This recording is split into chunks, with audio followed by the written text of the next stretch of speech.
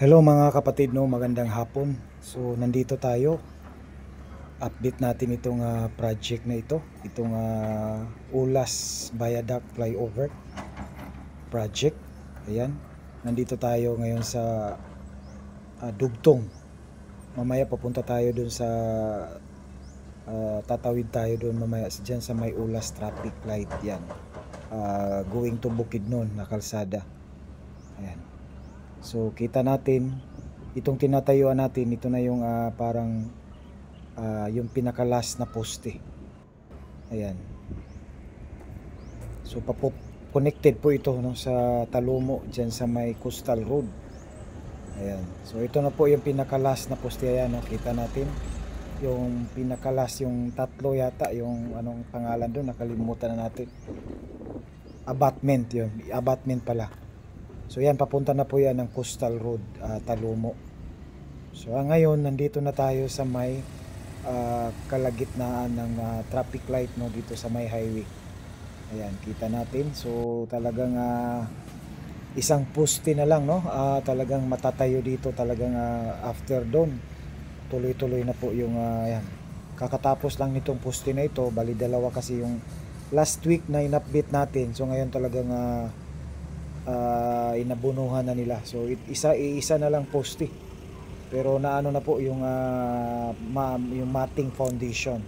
So yung pag ano na lang, pag lalagay ng bakal pataas dito po sa malapit sa may Kalsada Highway. So isang poste na lang mga kapatid, no.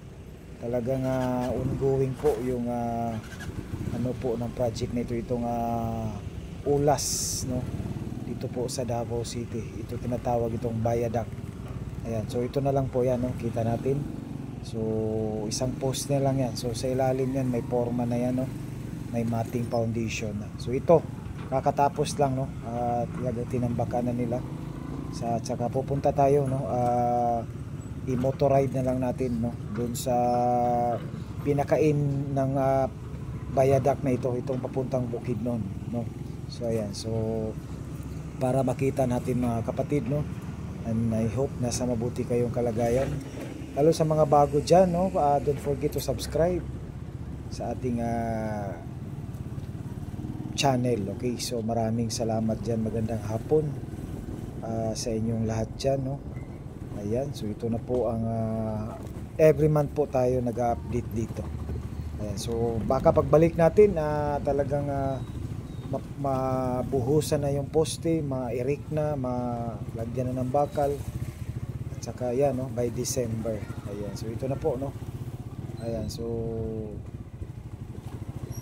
i-motor na lang natin para makita nyo mga kapatid, no. So ayan, no, dito na banda talagang may mga girder na, launching na, no, ng mga girder. So doon sa unahan nag-uumpisa na rin dyan sila maglagay ng yung bang sa gilid, no, sa railings at saka slab.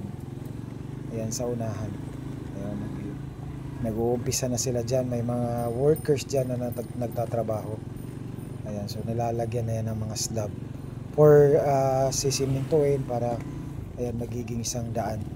Ayan, nakita natin. So dumaan tayo dito mga 4:30 na, talagang wala na tayong makikita mga workers.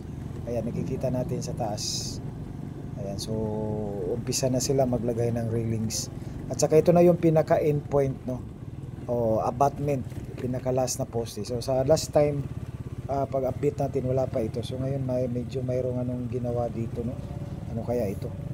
Ayan, so talagang parang hinukay yung kalsada dito. So ito na po yung update dito mga kapatid, no, dyan sa ating mga subscriber at sa mga bagong subscriber, no. Maraming salamat sa pag-subscribe, pag-like and pag-share.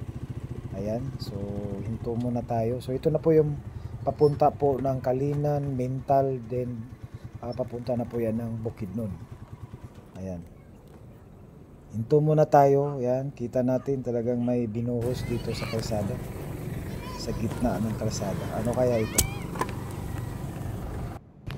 Ayan, so ito na po yung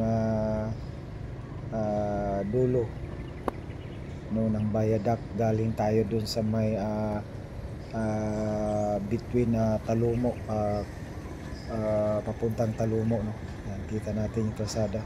So may ginagawa na silang mga ano dito. So update natin. Okay, so hanggang dito, hanggang sunod muli mga kapatid sa ating pag-update, at saka abangan natin yung mga ibang update natin ng mga project, no. So maraming salamat. Thank you for watching. God bless you all as you watch. Bye bye.